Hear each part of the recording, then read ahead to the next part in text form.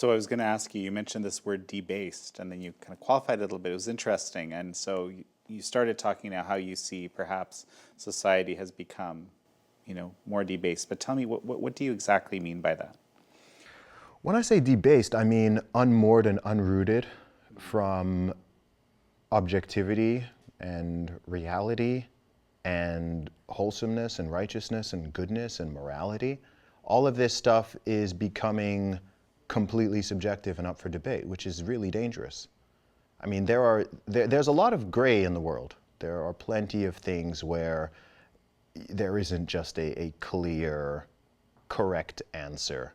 Or most things, especially when you're taking something as complex as human societies, a lot of things are nuanced and there are trade-offs, right? Everything's trade-offs. If you're really thinking about, especially in the world of politics, everything is a trade-off, right? It's always a trade-off. It's rarely something is all good or all bad or just benefits or anything like that. It's constantly trade-offs.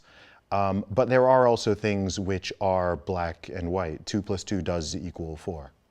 Now, I've seen people who claim to be academics on social media arguing, no, it could equal 5.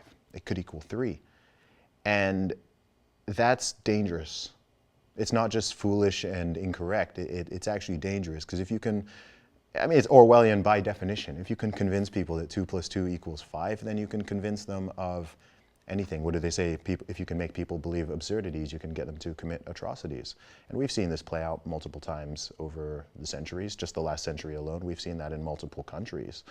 And so this has a real world impact, right? There are a few things, again, lots of things we can debate, but there are a few things more basic and essential and binary in biology than the fact that animal species have male and female, and that they're not interchangeable, and that yes, there's an overlap in roles, but they are different, and there are certain roles that are unique to each sex. Every single person on this earth was birthed from a woman, all of us. Every human who's ever walked the planet. This isn't just unique to humans, apart from perhaps seahorses. I think in every animal, it's the female who gives birth. And this shouldn't be political. It shouldn't be a culture war issue. It shouldn't be something that's hotly contested or whatever. But that's literally where we are. And oftentimes, I think people know better and people know the truth.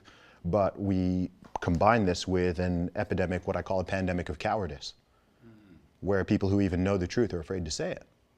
And I can understand how we've gotten here, because oftentimes people who want to tell the truth or at least try to see it or even ask questions are being attacked, or being persecuted, or being called names, or being deplatformed on social media, or censored, or people are socially trying to ostracize them, and so on and so forth. So I think you combine these two things together and you've got a debased society. The same thing happens with morality. Again, with morality, there are gray areas, right? We can all think of ideas and concepts where it's not totally clear cut what is right or what is wrong or what does more harm or what does more good and so on. But there have to be things where we can be like, okay, we have to draw certain hard lines and boundaries and say this line should not and cannot be crossed, right?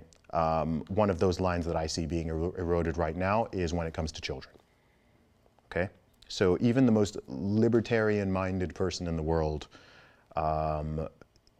generally would argue that when it comes to, certainly when it comes to the law, adults, if they're not harming anybody, should generally be free to do as they like. It doesn't mean that they should, far from it, but should have the freedom to, right?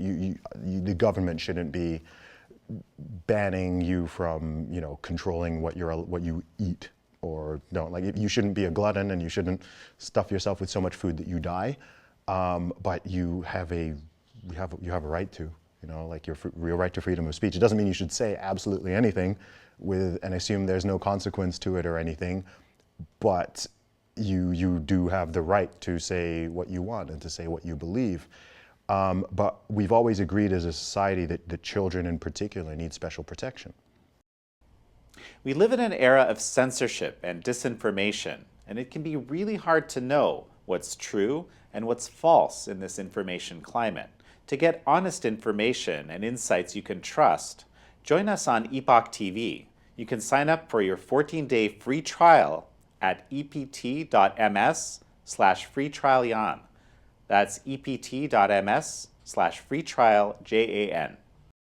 And I see that line, I see people pushing against that line way more now than at any other time in my life. People are saying that 11-year-olds, 10-year-olds, 8-year-olds can make extremely serious and life-altering permanent decisions about themselves, right?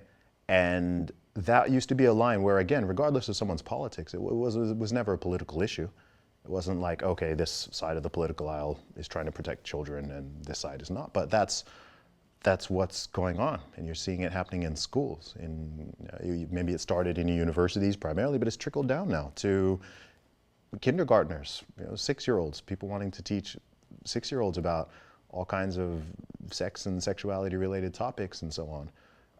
I'd say even what they're doing with even what they're doing with this bizarre vaccination effort, where they're now trying to jab up babies for something that they have zero risk for, and have had zero risk for this whole time, and which we know, and people aren't interested. All you're doing is introducing risk. There's no upside to it, apart from for the pharmaceutical companies and their profits. And that's a line, again, that's being crossed. Someone can't make the argument that that's to protect children, because it's not.